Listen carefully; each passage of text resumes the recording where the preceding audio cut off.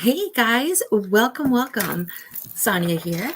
Nice to see all of you. I know that I am practicing getting these live streams sent out as part of my podcast routine. So today you are actually being a part of my experience of living my best life and living with intention. That's what today's episode is. It's podcast episode 113. And it's all about living with intention. And I know you've heard me chat before about, my daily check-ins on Fridays and motivational Mondays and transformation Tuesdays, wellness Wednesdays, and thankful Thursdays. But what does it look like to put all of that together? I want you to pause for just a second and think about this. What does it mean to put it all together? What life are you creating for yourself? Now, some people have heard me say this analogy before, and some people you haven't. It's new. And the same thing with my coffee cup. I don't like dry lips, so that's why I did that. The same thing with my coffee cup. There is a story with this coffee cup, and every day you see me go live with the coffee cup, a water bottle, something. So let's start with that. I'm going to start by sharing why the coffee cup is so important to me. So a couple years back, Tony and I were sitting outside after I had taught my fitness class at the studio. And this was pre-COVID. And I came back home. It was a Saturday and we made a cup of coffees. We went outside and it was so perfect. I can't even tell you how surreal the moment was. Just two people sitting together, having a great conversation and really, really, really being in alignment. And I thought to myself right there and then, as we were amongst the midst of the beauty that surrounded us, that as an entrepreneur, I did not understand why I could not live every single life with this kind of intention in this moment, with this so much love and gratitude. And I had vowed to myself that from that moment forward, that my goal in life is when choosing my coffee cup of the day is my hardest choice, then I know I've made it. So I've been practicing that ever since. And of course I've got, what's the word here? Of course I have more direction. Of course I've had more direction since then, but I still haven't ended up at my final destination. Who would want that in their late 40s? Honestly, I appreciate the journey. I love the journey. And part of the journey is living with intention. But knowing that my end game is to have my coffee cup choice of the day to be my hardest decision that I have to make, that is empowering. It is very empowering, and it is a conscious choice I make every single day. Because if that coffee cup is the hardest choice I have to make, it means I've achieved time freedom. It means I have successfully reached balanced health and elevated finances. So I don't have to worry about my money. I don't have to worry about where my time goes. And I definitely don't have to worry about my health. I'm in good health. All of these boxes are checked and they are all working for me. That means literally choosing my coffee cup of the day is the hardest decision I have to make. And for me, that is a win. Now, that was pre-COVID. So, of course, there were some setbacks in life with one area or another. And I, like most of you, and yes, I'm a wellness coach. Yes, I'm a trained expert, personal trainer, healthy eating and weight loss coach, NLP certified life coach with 30 years in corporate. Here's the thing. I too gained weight over COVID. Here's my story. My ankles were so bad from teaching 23 fitness classes and from living my best life, doing triathlons and events and things like that. You can see on one of my posters up there, that my mobility was gone. I had spent 4 years in physio and I didn't come out of physio until this year, maybe a couple months ago, where I was finally dismissed from physio. And I was comfortable with being dismissed. They did offer me to be dismissed around Christmas, around December, and I wasn't quite ready. I wanted to know that there was a backup plan and that I could go whenever I needed to for checkups just to make sure that everything is in alignment. So, of course, I gained weight. I could barely move my body. That was an outlet. That was my life. That was my identity. So, yes, I gained weight. That's okay, right? It's part of my story. And just like you have your stories. How do you own it though? And what do you do about it?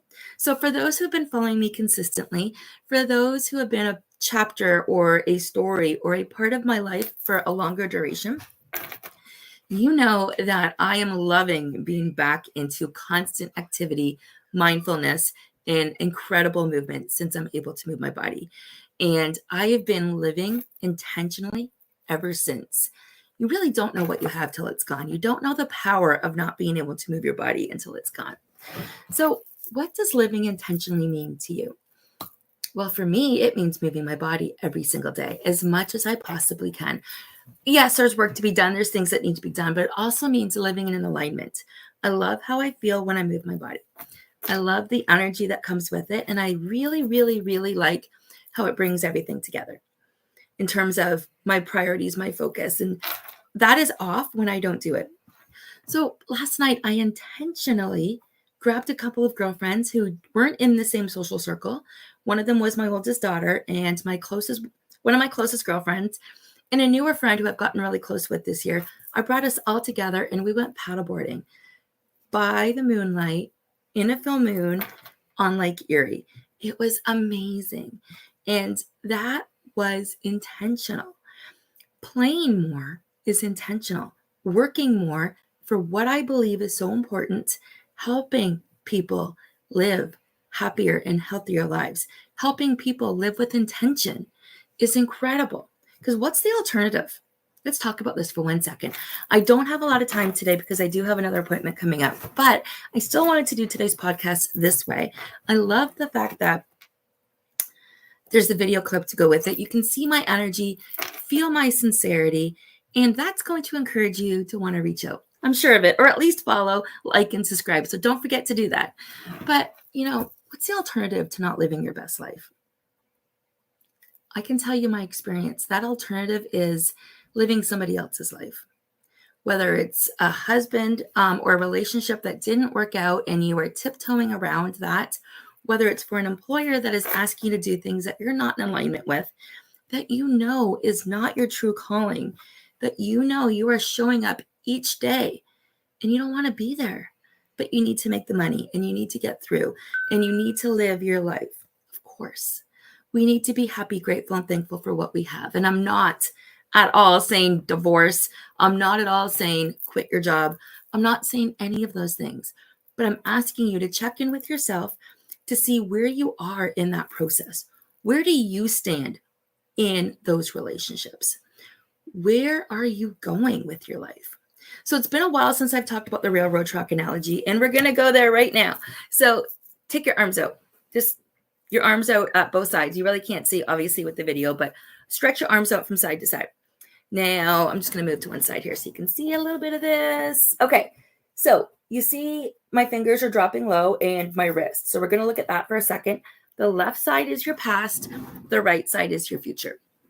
So here, from here to here is birth on your left-hand side. Okay, so birth is your fingers to your wrists. But now you take your wrists to your center. We're going to consider this your center, and then this is your future. So from your past, you've got your wrists to your shoulders. On your future, you've got your center right here, and now your future is to the right, your shoulders to your wrists, and then let's be completely honest, your wrist is going to be your end of life. So now that you've got the basics of the analogy down pat, let's talk about it. Okay, so on the left-hand side, you were born, right? That's your fingers and your hands. That's your birth. You were born. You don't really remember much until you're like somewhere between 3 and 7, and there's different studies to support different findings. But a lot of your childhood is a part of who you are. Your subconscious is running that story over and over and over again. And typically by the age of 7, that's all been set into place within your subconscious based on the habits, based on the people you've been around. So without diving deep into that area, I want to say from your wrist to your shoulders, there's been a lot of experiences in your life that have brought you exactly where you are right now in this moment. So for some of you, it could be your first time you wrote an exam at school, right? That would be like a mountain that you had to climb at that moment. It could be writing to get your driver's license. It could have been perhaps the night before you got married or your wedding day, where you had all of those butterflies and you were nervous and you didn't know if your partner was going to show up and you didn't know what it was going to look like or feel like. But that feeling, those butterflies, in some cases, it's a health issue. In some cases, it's an emergency that you had to deal with. For some people, it's financial pitfalls. Your story is your story. Your story matters. Check the book out. Anyways, so everything that's happened on your left-hand side to bring you to where you are today, you have survived every single mountain that you have had in front of you. Again, it can be personal, it can be financial, it can be employment. I can't tell you what it is for you, but I can let you know for sure you have survived every single one of them. Car accidents. These scenarios were put in your life for a reason. So that has brought you where you're at today. So we all are in agreement. You wouldn't be listening to this. You wouldn't be seeing this. You wouldn't be knowing about this if you weren't here today. Okay. So that means you have survived every single scenario that you've gone through in your life. As big as those mountains were, and call it a mountain, call it whatever you want, you made it through to the other side. Whether you went under, whether you went around, whether you went under, whether you blasted that mountain, whether you went over top, at the end of the day, you have survived all of the hard days that you've had in your life up until right now. Kiddo, I'm doing a live stream on YouTube. Have a good day.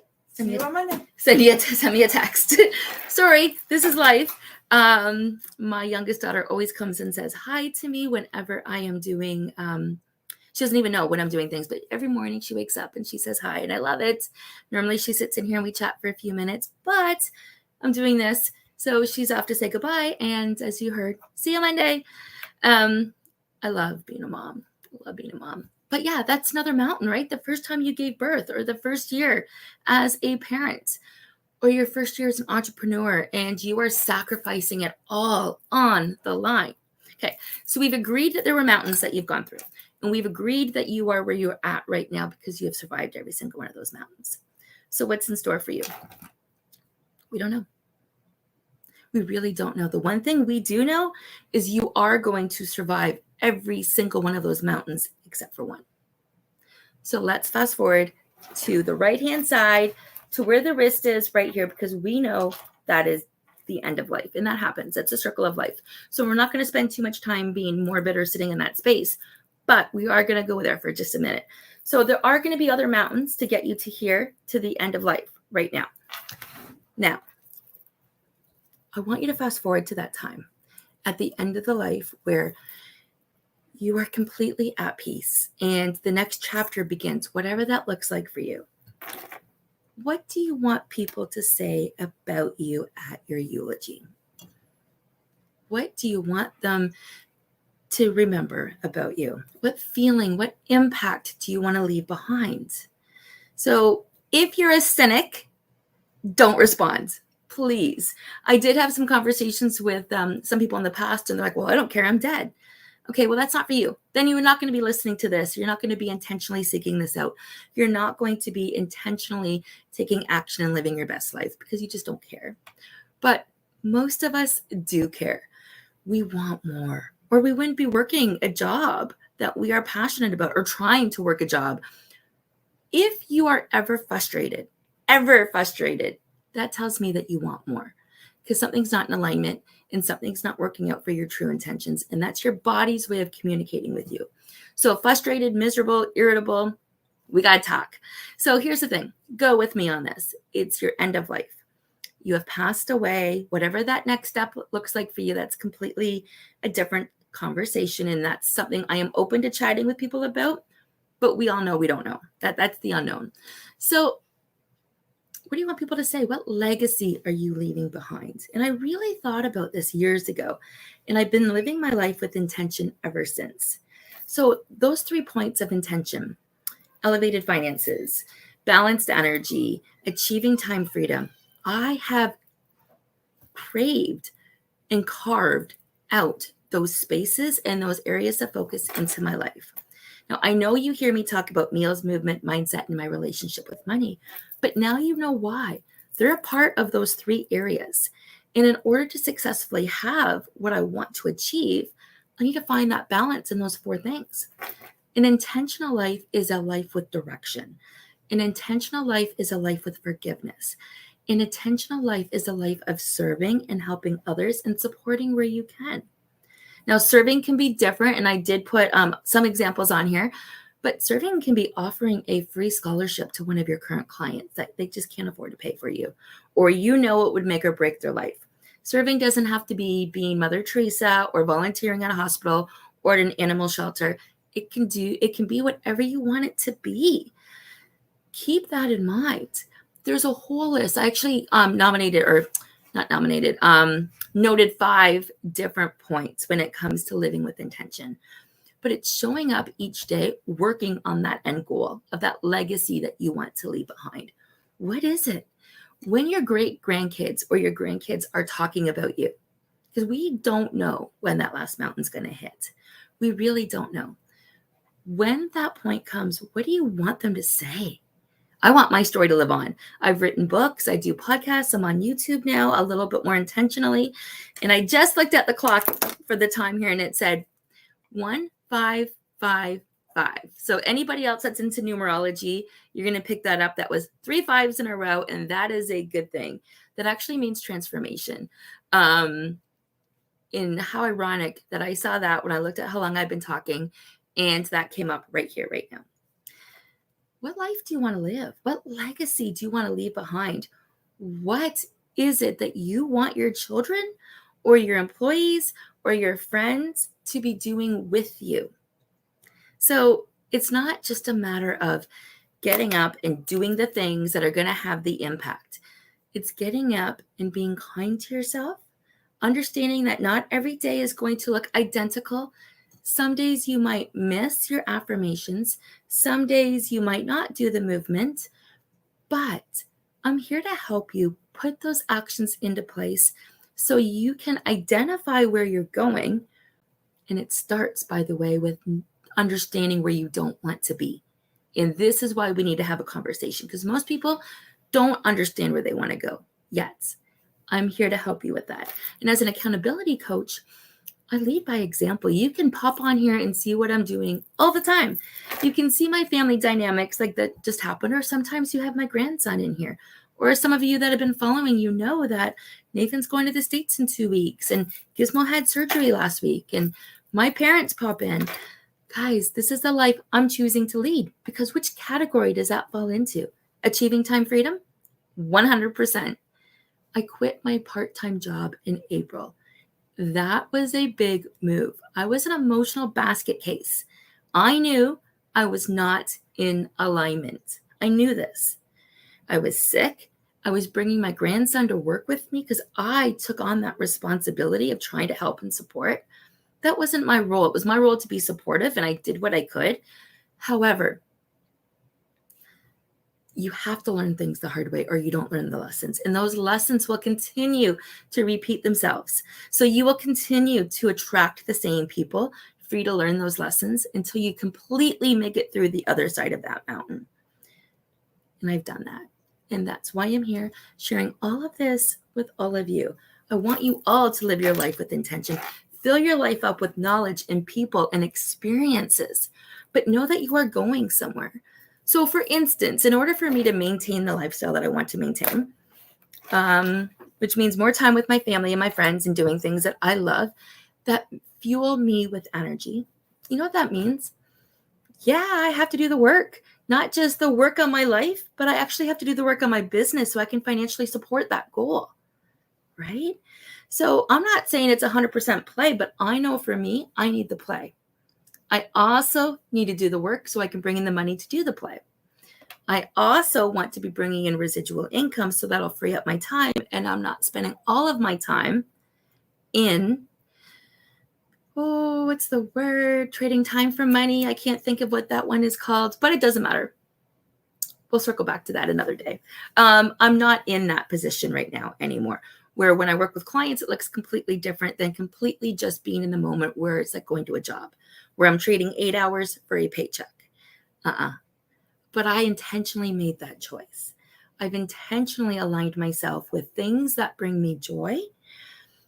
And I do those things on the regular. Some days they're big, some days they're small.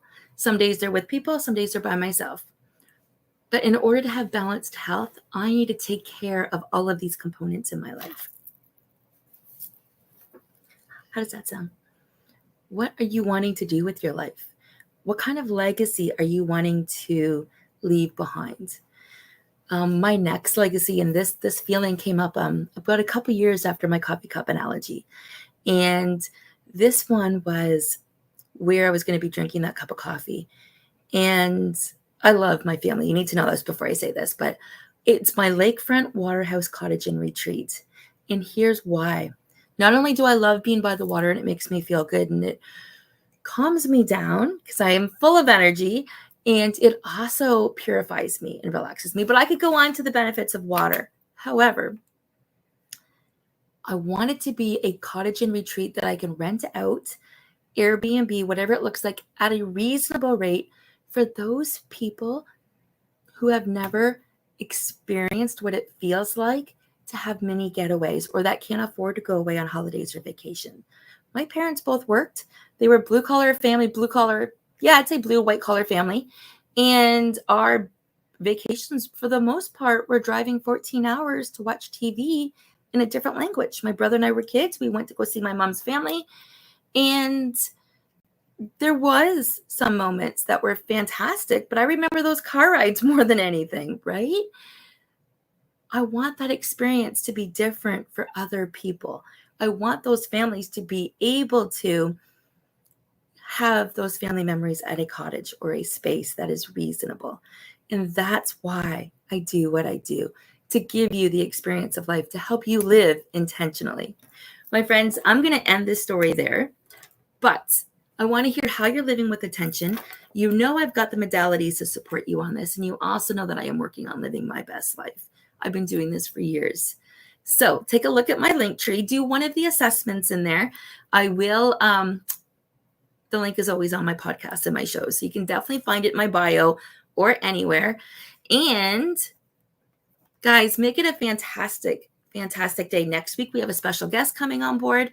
I'm going to be doing an interview, and I love these because I love surprising my guests with some amazing questions. Make it a fantastic day, my friends, and thank you so much for your time.